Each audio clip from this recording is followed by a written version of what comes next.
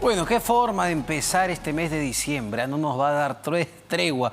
¿Cómo vamos a despedir tremendo 2020? Pero justo en los titulares decíamos que se había dado una tregua en estas protestas, que ya es el tercer día de protestas en la región Ica de los trabajadores de la agroindustria. Bueno, la tregua establecía que a partir de las 5 de la tarde hasta las 12 de la medianoche se iba a permitir el flujo nuevamente de los vehículos que ya tienen 3 días ahí. Gente que se queja que no tiene qué comer en este momento, que no tiene dónde dormir.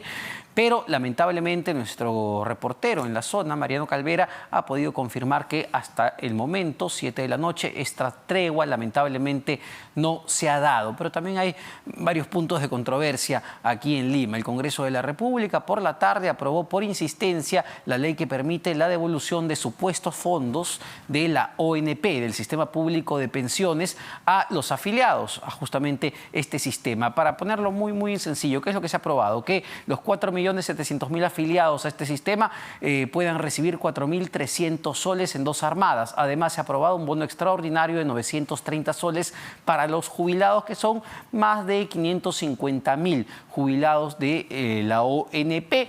Y para todas aquellas personas de 65 años o mayores de 65 años que por no cumplir los requisitos no puedan jubilarse, podrían a partir de esta ley solicitar la devolución de sus fondos. Estamos ya conectados con la congresista Carmen Omonte, que además preside la comisión que busca la reforma del sistema de pensiones en su conjunto, y en breve nos vamos a contactar también con el congresista Lenin Checo del Frente Amplio para entender, digamos, el sentido de sus votos. Congresista Omonte, ante todo, muy buenas noches.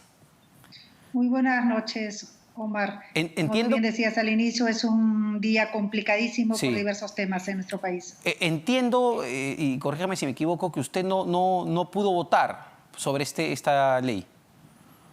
Así es. Inicialmente, en la mañana, planteé una cuestión previa que lamentablemente no logró el voto mayoritario del Congreso, para que asistiera el ministro de Economía y lográramos encontrar un punto medio que finalmente sirva y aterrice en una propuesta concreta que beneficie a los millones de afiliados, de aportantes a la ONP, que es el ánimo y el espíritu que tiene el Congreso en este momento, entendiendo que ya el presidente Sagasti y en varias oportunidades el Ejecutivo había determinado de que si es que llegase a aprobarse esta insistencia, pues acudirían al Tribunal Constitucional.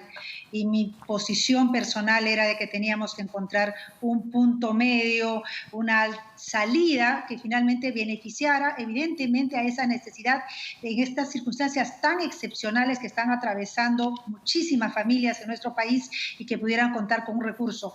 Hoy el gran riesgo de no haber una voluntad política por parte del gobierno es de que se acuda al Tribunal Constitucional y finalmente no puedan recibir nada y que se pierda, como se decía antiguamente, soga y cabra.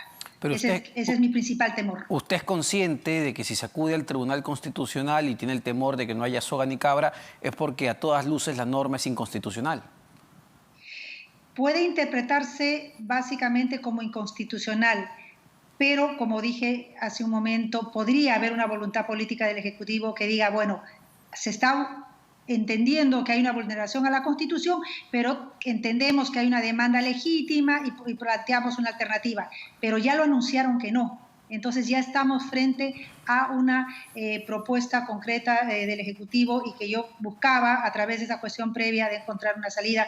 No lo hemos conseguido, lo lamento muchísimo y bien, solamente nos queda esperar a ver qué planteamiento hace el Ejecutivo con respecto a esta decisión. Perfecto. Y estamos conectados con el congresista Lenin Checo del Frente Amplio. Congresista, muy buenas noches. Entiendo que usted sí votó a favor de la insistencia de esta norma y bueno, el gobierno ha dicho que va a ir al Tribunal Constitucional, donde vamos a ver qué se decide. ¿Cuál es su posición? ¿Qué tal? ¿Cómo está? Buenas noches, Omar. Buenas noches, Carmen. Sí hemos votado a favor de la insistencia por un acto de justicia, ¿no?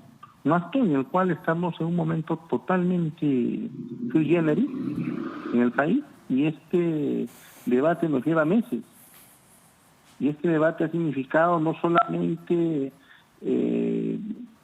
temas políticos, sino también temas sociales, y está de más decirlo, temas de sobrevivencia de los aportantes.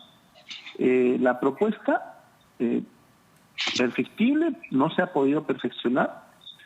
Sin embargo, creemos que el Ejecutivo tiene que valorar el esfuerzo que se viene realizando y a partir de ello evaluar esa posibilidad que ellos plantean de mandar al tribunal el procedimiento de inconstitucionalidad.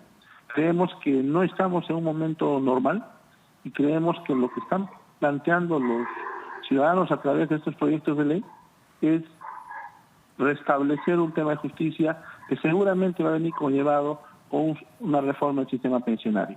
Claro, pero los temas, y me parece, en verdad es válido lo que dice, son temas de justicia, es verdad, hay millones de familias que se han quedado sin empleo, están pasando por una situación muy, pero muy complicada. Sin embargo, cualquier propuesta del legislativo se tiene que enmarcar pues en los cauces constitucionales, porque si no estamos hablando de engañar a la gente también, congresista. Y estamos engañando diciendo que lamentablemente no teníamos dinero, pero nos estamos endeudando por más de 100 años, ¿no? Y estamos sí, pero ahí me engañando. gustaría hacer una aclaración, porque este es un tema que se presta para la manipulación de la información. Cuando la ministra de Economía o exministra de Economía, María Antonieta Alba, señalaba que esos fondos no existen, tenía la razón, porque efectivamente, congresista, el sistema público de pensiones es un sistema de reparto.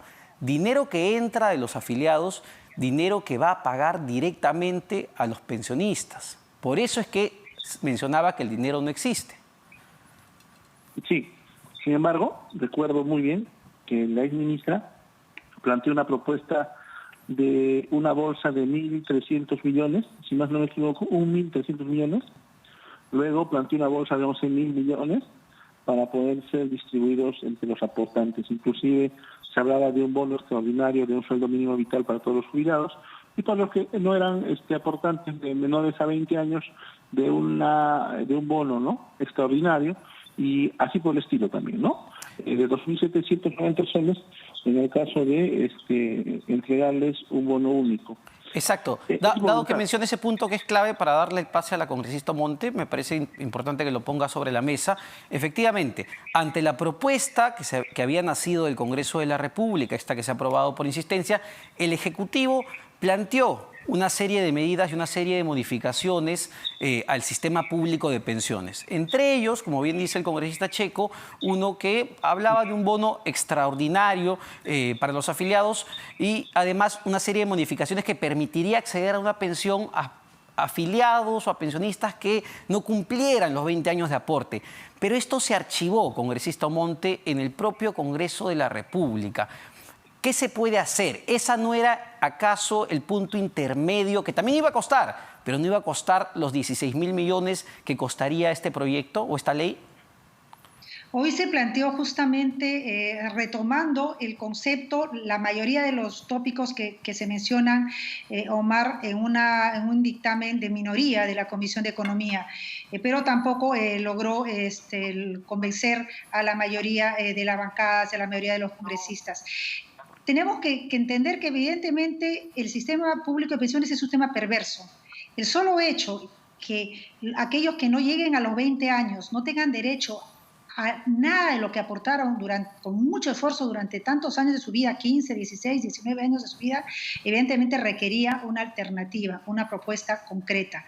Esa propuesta que fue planteada por la exministra Alba y que se retomó en gran medida en el dictamen en minoría de hoy, recogía esas expectativas. No han prosperado.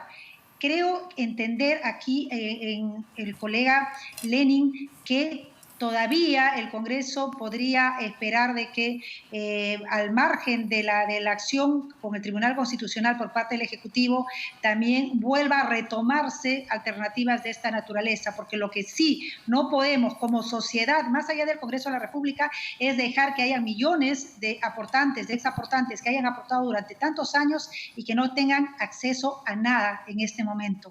No, Eso es realmente dramático y se requiere darles una salida. Totalmente de Confiemos que acuerdo. lleguemos a eso. Totalmente de acuerdo. Yo creo que en el sistema público hay una larga fila de cosas que hay que modificar, y uno de los problemas de fondo es que 6 de cada 10 afiliados no va a recibir absolutamente nada cuando llegue a los 65 años. Pero lo que dudo mucho es que este proyecto ataque esos problemas de fondo. Quería pasar, porque tenemos una información de último minuto y quería consultarlo con ustedes, congresistas. Ya a las 7:30 de la noche va a jurar el nuevo ministro del Interior. Se trata de Kluber Fernando Aliaga. 7:30 de la noche, en reemplazo de Rubén Vargas, del ministro del Interior Rubén Vargas, que ha estado en el cargo, ¿cuánto? 2 semanas, luego de todo lo que ha pasado con la salida de más de 18 generales y en una coyuntura sumamente complicada. Y le quería preguntar al congresista, me dicen que es ex general de la Policía Nacional del Perú, así que conoce claramente a la institución.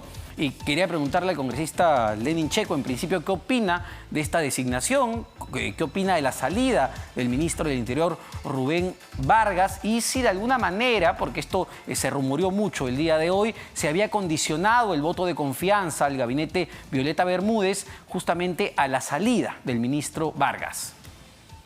Yo creo que la renuncia ha sido saludable por parte del ministro, no solo por la crisis que se ocasionó en el momento en el cual pasaron a retiro varios generales, sino también por un tema administrativo, hay que ser correctos. Él omitió poner en su declaración jurada a uno de sus parientes directos, que era su hermano. Más que un tema legal, yo creo que es un tema político. Esperemos que esta crisis sea superada y que sí, la reforma que estaba implementando o se intentaba implementar en la policía para beneficiar a la mayoría de los miembros de este ministerio pueda continuar, ¿no? Vamos a seguramente tener la oportunidad de escuchar al nuevo ministro que va a asumir. Esperemos que tenga esa misma lógica de contribuir a mejorar las condiciones de los suboficiales y de los oficiales de la Policía Nacional del Perú. Pero ¿se condicionó el voto, congresista Lenin Checo, en algún momento a la salida de Vargas? Bueno, desde nuestra bancada queremos escuchar no solamente al congresista Vargas, sino también a toda la... Continuamos en esa misma lógica, vamos a escuchar atentamente la propuesta del nuevo gabinete con respecto a estos 8 años de transición y de emergencia. Eso es el nombre correcto, transición y de emergencia que queda por gobernar. Hemos planteado 5 puntos en nuestra reunión y visita ante el presidente de la República y también ante la Premier desde el Frente Amplio. Salud, educación, agricultura, MIPES, la lucha contra la corrupción y la nueva Constitución. Esos son los puntos en los cuales nosotros hemos planteado a ambas funcionarios del Estado y del Poder Ejecutivo. Ahora, congresista Monte, lo mismo, ¿qué opina de esta designación del ex general de la policía, Kluber Fernando Aliaga? Y si, bueno, usted ya no pertenece a la bancada de Alianza para el Progreso, pero sí a la plancha presidencial que lidera el señor César Acuña, y él dijo claramente en un tuit que la presencia del ministro Vargas ya no era sostenible en el gabinete. Así es, y considero saludable ya que se haya nombrado a un miembro nato de las fuerzas policiales, porque eso implica su conocimiento del sector, que es fundamental. Se requiere muchísimo liderazgo, capacidad de convocatoria, de consenso, firmeza también, para iniciar, si bien no se ha querido llamar reforma por parte del presidente, sí se requiere que nuestra policía tenga o se inicie por lo menos en una reforma que es imprescindible. Y quiero ir más allá, Omar. Hay demandas de la policía, de exoficiales y suboficiales que aún no son atendidas. Y desde acá una invocación al nuevo ministro, que ya va a juramentar en breve, que, por ejemplo, atienda el caso del fondo de vivienda, que siempre se les ha descontado y nunca han tenido derecho a una vivienda concreta, real. Hay un bono del 2% que aún está pendiente de ser atendido también. Entonces, esas demandas justas por parte de los propios oficiales y suboficiales son importantísimos tratarlos, adicionalmente al tema de recuperar la dignidad, el respeto, que ha sido tocado evidentemente en estos últimos días por parte de nuestra policía, y deseándole lo mejor al ministro y al sector, que es uno de los sectores más complicados desde hace muchos años en nuestro país. Ahora, ¿no sienten, congresista Checo, que quizá también hubo una campaña en contra, desde la misma policía, contra el exministro Vargas, por un, digamos, anuncio o el intento, no sé si esto quedará en pie, de modificación muy importante que implicaba colocar gerentes civiles de servir en la administración, manejando el presupuesto justamente de la policía, luego de que hemos visto manejos sumamente irregulares en la época de la pandemia? Las cosas claras.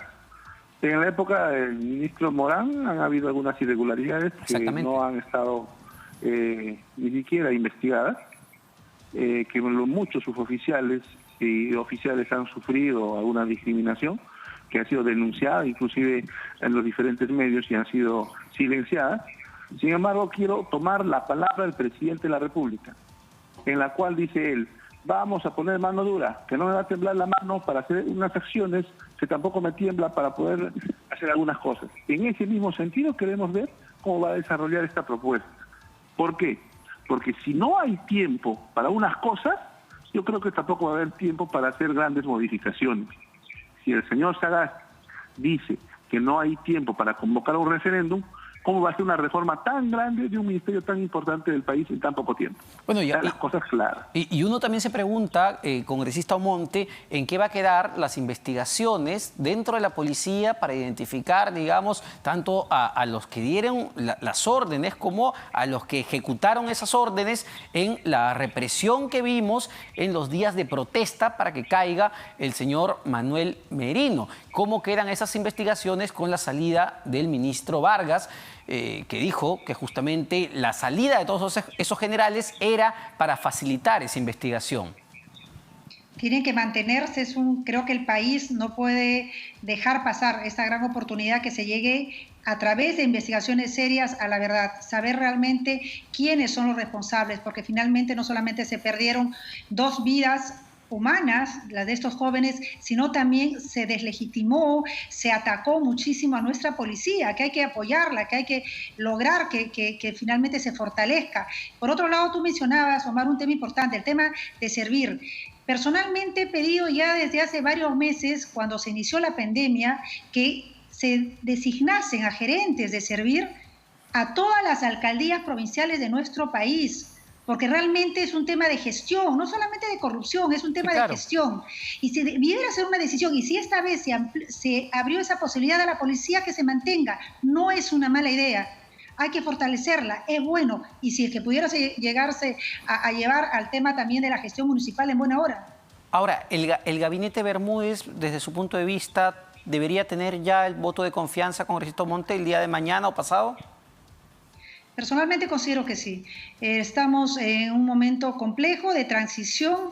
Las propuestas en general que las han planteado internamente a las bancadas a nivel personal, la Premier, las prioridades que se van a tener, como ya esperamos, el tema de la pandemia, de la reactivación económica, la transición política, electoral en este proceso, pues es fundamental, ¿no? Personalmente cuenta con mi apoyo, pero evidentemente es importante escucharlo. Y ya el cambio y la renuncia del ministro del Interior, pues evidentemente también va a aliviar ese tema que estaba complicando esta presentación. Pasemos a otro tema que es sumamente sensible, y que se ha decantado rápidamente, y me refiero al tema agrario, a la situación de los trabajadores de la agroindustria. Congresista Lenin Checo, hoy día el ministro de Trabajo, Javier Palacios, anunció que desde el Ejecutivo se va a presentar una serie de medidas que en la práctica van a buscar traerse abajo el capítulo laboral de la Ley de Promoción Agraria, que data de octubre del año 2000, casi en los últimos días del gobierno del expresidente Alberto Fujimori. ¿Cree que esto sea suficiente para aplacar el fastidio que hay en este momento en ese sector de la población? Y que en estos momentos venimos debatiendo en el Pleno del Congreso lo que ya el ministro está planteando, este proyecto desde el Ejecutivo. Significa ello que estamos trabajando en el mismo norte. No podemos continuar con este tipo de injusticias. Y lo peor de todo, Omar y Carmen, este sistema ha sido refrendado hace poco para que sea hasta el 2031. Significa que no podemos continuar, peor aún, en un plan de reactivación económica. Como lo decía en la mañana, ¿de qué sirve que la agroexportación crezca geométricamente cuando los sueldos son miserables? Disculpando la expresión, los sueldos son miserables de nuestros hermanos ciudadanos. Así como sube geométricamente los índices de la agroexportación en la costa por millones, también tiene que haber un sueldo justo que permita vivir a los ciudadanos en forma digna. Según la norma, la nueva ley de promoción agraria, que como usted bien dice, se amplió hasta el 2031, hasta el 31 de diciembre del 2031, 10 años más, la remuneración mínima vital para un trabajador de la agroindustria, evidentemente formal, que cumple la ley, es comparable al de un régimen normal general, 930 soles si lo sumamos, ¿no? Con la gratificación que está incluida en la remuneración diaria, con la CTS que está incluida en la remuneración diaria. Es decir, no hay mucha diferencia en cuanto a lo que reciben si lo comparamos con la remuneración mínima vital. A eso me refiero. Es un trabajo excepcional, es un régimen especial, no trabajan más que ellos durante todo el día, tienen que asumir su alimentación, tienen que asumir sus pasajes, tienen que asumir varias responsabilidades, que no es similar, por ejemplo, a un trabajo de una remuneración mínima vital, ¿no? El trabajo en campo, todos sabemos y entendemos cuán diferente es a los demás temas laborales que sí tienen este régimen de un sueldo mínimo vital. Ahora, congresista Monte, ¿usted está a favor de estas modificaciones o estaría a favor, porque esa era la otra idea que se planteaba, no solo modificar la ley de promoción agraria, sino derogarla totalmente? Y cuando hablo de derogarla totalmente, hablamos también de quitarle los beneficios tributarios de los que ha gozado este sector por más de 20 años. ¿Y cuál es el beneficio tributario? Que pagan la mitad de los impuestos que pagan las empresas de un régimen general. Ellos solamente pagan el 15% del impuesto a la renta. Nadie puede negar los logros positivos para el país en general, la diversificación productiva, para nuestras exportaciones, para la generación de empleo, para la formalización también del empleo de toda la actividad agroexportadora y que creció justamente a raíz de normas de esta naturaleza.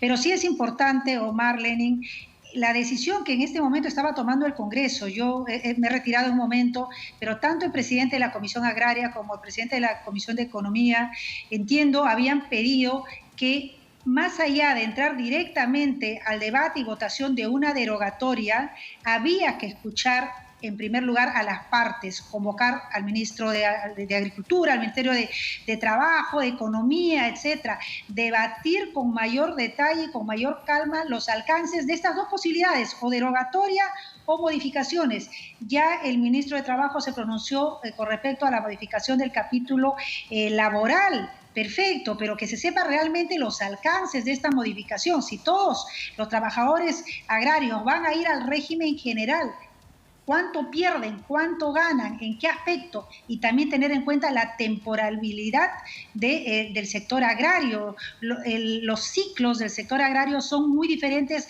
al de cualquier otra industria, de cualquier otra actividad productiva, ¿no? Entonces es importante que el Congreso hoy, como escuché hace unos momentos a estos dos presidentes de comisiones que están planteando que se conforme una mesa de trabajo que en carácter de urgencia, de sesión permanente, se dediquen a debatir con serenidad, con tranquilidad, pero por supuesto con premura este tema que es tan importante para nuestro país. Y me parece, congresista Checo, que la congresista Monte toca el punto de fondo de la norma, ¿no? Que tiene que ver con, digamos, lo tan especial que es el agro en general, ¿no? No solamente la agroindustria, la agroexportación, sino la agricultura, que hay periodos, pues, donde son para cosechar papas, y hay periodos donde son para cosechar las uvas. Cada producto tiene sus estaciones, es decir, una empresa no puede contratar a trabajadores durante todo el año porque probablemente su mayor intensidad de trabajo sea por 4 o por 5 meses. Entonces, si vamos hacia un régimen general, no vamos a terminar, congresista Checo, perjudicando a un sector que da empleo formal y vamos a empujar más bien a los trabajadores a la informalidad, como ya pasa en muchos sectores del país, congresista? Sí, entendemos el contexto en el cual está el sistema agroexportador, que hay momentos en los cuales se necesita mayor mano de obra, y momentos en los cuales no se necesita mayor mano de obra. Pero también entendamos el derecho fundamental, que es el derecho al trabajo, y ese derecho no puede ser confundido con una explotación en pleno siglo XXI. Así. Objetivamente, se ha presentado un proyecto de ley, hay 2 proyectos más de ley que se han exonerado en la comisión. ¿Por qué se han exonerado? Mi bancada ha presentado este proyecto de ley en julio, y ambas comisiones han esperado que haya esta protesta para poder tomar como agenda esta derogatoria de esta ampliación, en vista de que no hemos tenido 6 meses la posibilidad de que siquiera puedan ponerlo en agenda. Estamos pidiendo que se debate en el Congreso. Creo yo que es importante los aportes que ustedes plantean a través de seguramente las demás bancadas, pero podemos hacer el esfuerzo de que los ciudadanos que ahora están en paro en la ciudad de Ica, y seguramente en el devenir de los días, este conflicto de las agroexportadoras va a crecer a todo el país, ya que entendemos que las agroexportadoras no solamente sean en Ica, sino también en todo el norte del país, podamos darle una solución en la cual ambos sectores, tanto como el empresarial como el sector laboral, puedan estar comprometidos y también satisfechos con una solución inmediata y una solución veraz. Claro que sí. Lo que sí no se puede permitir, y para cerrar este interesante diálogo, es el abuso de algunas malas empresas que incluso contratan a estos trabajadores a través de service, ¿no? de terceros, y les pagan menos del sueldo mínimo. Pero claro, hay que entender algo, eso no es problema de la ley, es problema de la falta de fiscalización, porque esa es una actitud, una práctica ilegal que muchas veces cometen empresas formales y empresas grandes. Eso no se puede permitir, y esa es chamba sí de la SUNAFIL. Eso no hay que olvidarlo. Muchas gracias, congresista Carmen Omonte y congresista Lenin Checo del Frente Amplio. Nos vamos a una pausa, no se vayan. Venimos justamente con la juramentación y con otros temas de interés.